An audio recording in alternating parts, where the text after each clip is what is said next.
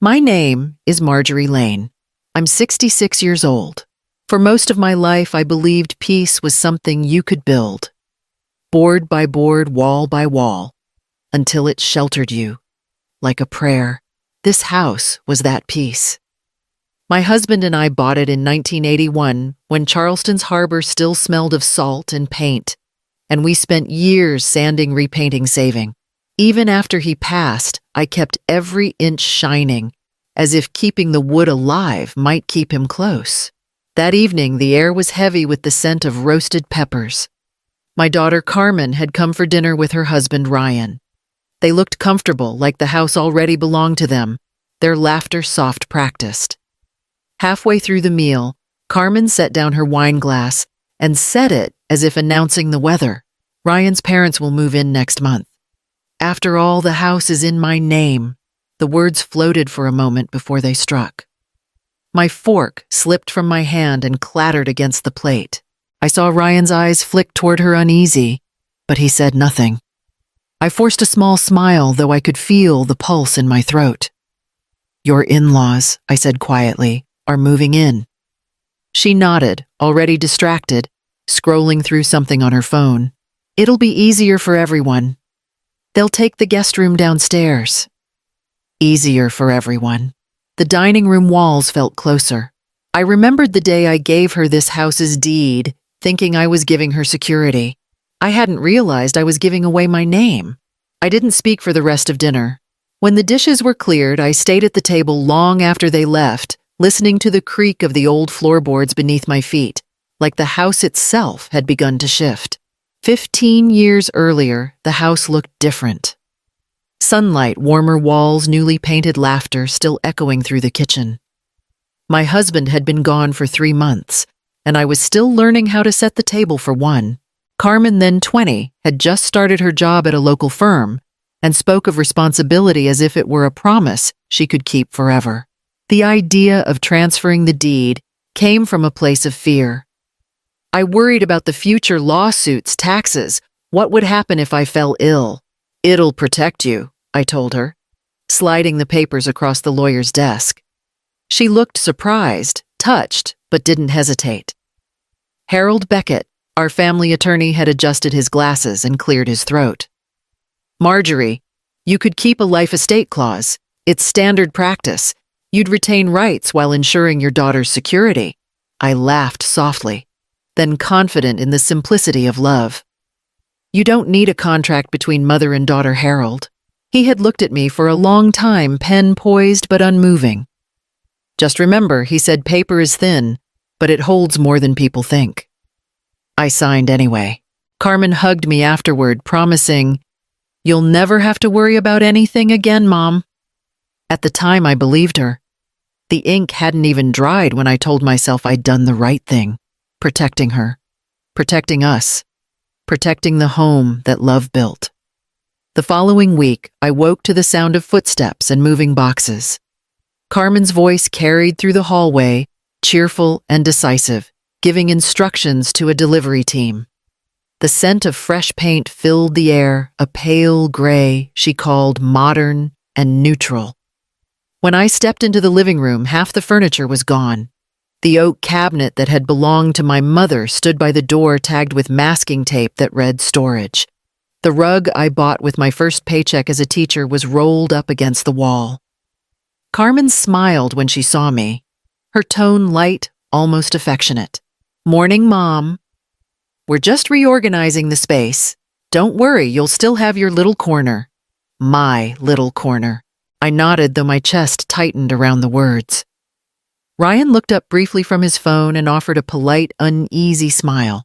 I wondered if he heard the way she said it, like a gift wrapped in control. By afternoon, the house no longer smelled like the life I'd built. The curtains were changed. My photographs boxed the piano pushed against the far wall. The rhythm of the home had shifted. Rooms that once held conversations now echoed with a different ownership. I tried to help to make it less awkward. "Where should I put the family albums?" I asked. Carmen barely looked up. "Maybe the attic for now. We'll sort through what's essential later." Essential. That night, the hallway lights glowed on freshly painted walls that no longer reflected the warmth I remembered. The dining table, the one where birthdays and grief had been shared, was covered with new linen, white and spotless, like a hotel waiting for guests. When I passed my reflection in the hallway mirror, I barely recognized the woman looking back. Her home was still standing, but something beneath the walls had quietly shifted, as if even the house was holding its breath, unsure who truly lived there anymore. It started as an ordinary morning. I was dusting the guest room soon to be Ryan's parents' room, according to Carmen, when I noticed the drawer of my old desk wouldn't close. It had been years since I'd opened it fully. The wood stuck from humidity, and when I pulled harder, a thin film of dust lifted like breath from the past.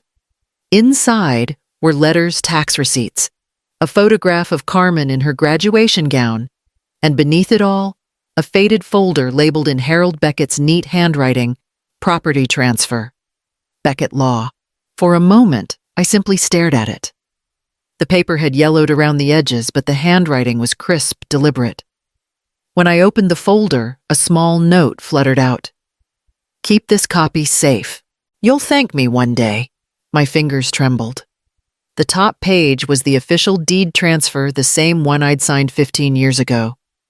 But as I turned each sheet, something handwritten caught my eye at the bottom margin of the third page.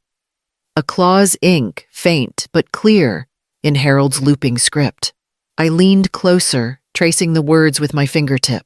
It mentioned lifetime rights of use and residence language I didn't fully understand, but something in my chest tightened with the weight of it. I read it again, slower this time, until the meaning settled like thunder waiting behind glass. For the first time in weeks, I felt my breath steady, not from calm, but from awakening. The walls that had been closing in around me suddenly seemed to shift ever so slightly in my direction. The next morning, I took the folder and drove across town to Harold Beckett's office. The streets of Charleston shimmered in the late morning sun, but I barely saw them. My hands stayed tight on the wheel, the papers beside me like a heartbeat I didn't trust yet. Harold's office hadn't changed since my husband's time. Same brass nameplate, same scent of lemon polish and old books. He looked older now, thinner. His gray hair swept neatly back. When he saw the folder in my hand, his eyebrows lifted. "I wondered when that day would come," he said softly. We sat at his desk and I unfolded the papers between us. "I found this clause," I said. "Does it mean what I think it does?" He adjusted his glasses, scanned the lines, then looked up at me with something between pride and sorrow. "Yes, Marjorie. It's a lifelong usufruct clause. As long as you're alive, you decide who lives in that house. Ownership passes, but authority doesn't. You never gave it away." For a long moment, I couldn't speak. I'd come expecting legal jargon, perhaps a faint hope, but what he offered was something else entirely, the return of my own voice. Harold leaned back, folding his hands. "Your husband wanted it that way. After he died, I made sure this clause was airtight. You're still the head of that home, Marjorie. You just forgot." Something inside me unclenched a quiet place long locked. I thought of Carmen's bright, casual tone, "They'll move in next month," and of the walls that no longer felt like mine. I left Harold's office with the folder pressed against my chest, the late sunlight spilling across the brick sidewalk. For weeks, I had felt invisible inside my own house. Now, for the first time, I could feel its weight again, not as a burden, but as belonging. When I reached the car, I sat there for a moment, breathing deeply. I wasn't angry anymore. I wasn't defeated either. The air around me smelled of magnolia and salt, familiar and grounding. I had spent my life keeping the house alive. Now it was finally keeping me. I waited until evening, when the light through the windows turned gold and soft, the hour my husband used to call the forgiving light. I laid the folder on the dining table right in the center where Carmen liked to place her flower arrangements, The papers looked small there, almost harmless. When Carmen came home, she was still in her work clothes, her tone brisk, familiar. "Mom, the contractors called. They'll start on the downstairs bathroom next week. Oh, and I told Ryan's parents to start packing." I didn't answer. I just gestured toward the folder. "Before you make any more plans, you should read this." She frowned, confused, and slipped off her coat. "What is it?" "Something I found while cleaning." Ryan appeared in the doorway, loosening his tie. His gaze drifted to the papers, then to me. There was something in his expression, hesitation, maybe guilt, that Carmen didn't notice. She opened the folder, flipping through the pages. At first, her face was blank. Then her eyes stopped moving. I saw the exact moment she found the claws. The color drained from her cheeks. "What does this mean?" Her voice came out tight, almost childlike. I met her eyes. "It means," I said softly, "you may own the paper, but I decide who lives here." The words fell into the silence like a stone, dropped into still water. Even the air seemed to hold its breath. Ryan took a step forward, then stopped, unsure whether to speak. Carmen's lips parted, but no sound came out. I could see the shock settling into her posture, the small tremor of her hand, the disbelief that the ground had shifted beneath her feet. She tried to recover. "You can't, Mom. This isn't fair. I've been paying taxes, repairs, everything. It's all in your name," I said evenly. "But the home remains mine while I'm alive. That's what the law says. That's what your father wanted." Her voice cracked. "You knew about this. I forgot I admitted until I needed to remember." Ryan stepped closer, voice low. "Carmen, maybe we should talk to someone before—" She turned on him sharply. "You knew about this, didn't you?" He shook his head quickly, but his silence said enough. For years I had watched them fill this house with their noise, their choices, their plans. Now it was quiet again, an honest, heavy quiet that belonged to me. Carmen stood motionless, eyes on the papers, as if hoping the words would change if she stared hard enough. I waited steady as the table between us. When she finally looked up, tears clung to the edge of her lashes. "So that's it," she whispered. "That's it," I said. "They won't live here.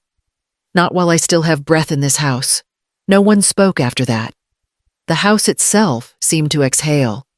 The walls, the floor, even the quiet hum of the refrigerator, all of it felt returned, reclaimed, as if the house had been waiting for me to remember who I was. The next morning, the house felt different, quiet, but not peaceful. Carmen avoided me through breakfast, moving around the kitchen like a stranger. Ryan sat across from her, hands folded, eyes fixed on the mug between them. The tension pressed against the walls, invisible yet heavy enough to make the air taste of dust and guilt. When she finally spoke, her voice was cold. "You're really going to do this? After everything I've done for you?" I set my cup down. "You mean after everything I've done for you?" Her lips trembled, but anger steadied them. "You can't just decide who lives here. You signed the house over to me." I took the folder from the counter and placed it between us again, though neither of us looked at it. "You have 3 choices, Carmen. Accept my decision. Take me to court and lose or move out." Ryan lifted his head, startled. Carmen stared at me, disbelief turning to fury. "You're throwing us out. Your own daughter." "I'm asking you to respect my home," I said quietly. "That's all I ever asked." Tears filled her eyes, but they didn't fall. She pushed her chair back so hard it scraped the tile. "You'll regret this," she whispered, before walking out. Her footsteps echoing through the hall that had once carried laughter. Ryan stayed for a moment longer. He looked at me, searching for something to say, but found nothing. When he finally left, he paused at the doorway. "She'll need time," he murmured, then followed her out. That night I couldn't sleep. I walked through the house in the dark, touching the walls, the furniture, the places where their voices had lived. It hurt more than I had expected. This kind of freedom always does. A week later, I found a note on the kitchen counter in Carmen's handwriting. It said only, "We're moving out." No apology, no explanation. Just those 3 words. I folded the note carefully and placed it inside the same folder that had changed everything. Then I sat down at the table, the morning sun warming my hands, and listened to the silence filling every corner of the house. It was sharp at first, but it was mine. The morning after they left, the silence was so complete, it felt almost physical, like a new wall had been built inside the house, separating what was gone from what remained. Dust floated in the light, cutting through the curtains. The air smelled faintly of paint and jasmine, the 2 scents that had defined the last few months of my life, change and memory. Their rooms were already half empty, a few boxes, a forgotten scarf, an old mug on the windowsill. I gathered what they'd left behind and placed everything neatly by the door. It wasn't anger that guided me, but instinct, an old rhythm, returning after years of being buried under someone else's order. For the first time in years, I walked through the house without needing to ask permission. I started with the living room. The pale gray walls Carmen had chosen looked cold, so I pulled open the curtains and let the morning sun pour in. I rehung the photographs she'd taken down my wedding picture the first day of Carmen's school, our family trip to Asheville. The faces smiled back as if they had been waiting patiently to return. In the kitchen, I opened the cabinet and reached for my mother's china, the set, with the tiny blue flowers my husband always loved. I made tea in one of those cups and sat by the garden window where my favorite chair used to be. It had been pushed aside for years, tucked into a corner, to make space for newer furniture. I moved it back to its rightful spot, the wood creaking softly, as if recognizing home again. Outside, the jasmine vines along the fence had exploded into bloom, their fragrance drifting through the open window. The same plants my husband and I had planted decades ago were now wild and free, untrimmed, but beautiful. I sat there for a long time sipping my tea, listening to the stillness. There were no footsteps, no raised voices, no negotiations about what belonged where. Only the sound of the wind brushing through the leaves, a quiet so deep it felt like truth itself. And for the first time in years, I realized I wasn't lonely. I was home. It was late spring when I saw her again. The jasmine had faded, replaced by hydrangeas blooming along the fence. I was trimming them when I heard the sound of a car in the driveway. Carmen stood by the gate, hands clasped in front of her. She looked smaller somehow. Or maybe it was just that the sharpness in her expression had softened. For a moment, neither of us spoke. Then she said quietly, "I didn't realize how much I hurt you." Her voice trembled, the words almost lost beneath the rustle of leaves. I opened the door without hesitation. Inside, the sunroom was filled with afternoon light. I poured 2 cups of tea the same way I used to when she was a teenager coming home from school, back when our silences were comfortable. We sat across from each other, steam curling between us. She looked around the room, noticing the familiar photographs back on the walls, the chair by the window, the calm order of things restored. Her eyes glistened, but she didn't cry. "I thought I was helping," she said finally. "I know," I replied. There was nothing else to explain. We didn't need apologies, only quiet. The house seemed to breathe with us as if grateful for the stillness.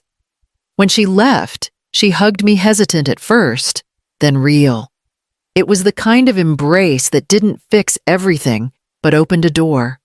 A year later, the house felt lighter, every window open, every room alive again. On Saturday mornings, I hosted small art gatherings with Olivia, the neighbor, who taught at the community center. She had convinced me to start painting, and soon the dining room that once held shouting and silence became a place for color and laughter. We set up easels by the long window, the same spot where Carmen had once argued about furniture placement. Now it caught the morning light perfectly, turning every brushstroke gold. The women who came were retired teachers, nurses, widows, like me, women learning to fill their spaces again. While Olivia demonstrated a watercolor technique, I brewed tea in my mother's porcelain cups.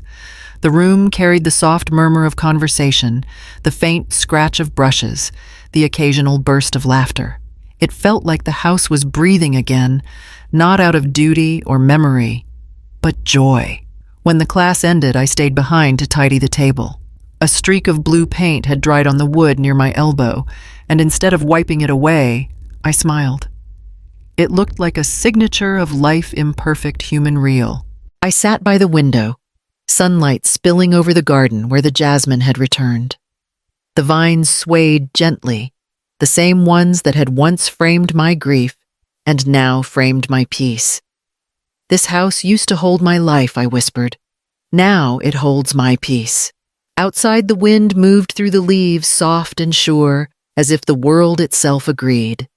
The walls that once carried arguments now carried light, and for the first time in decades, the home and the woman inside it belonged wholly to themselves.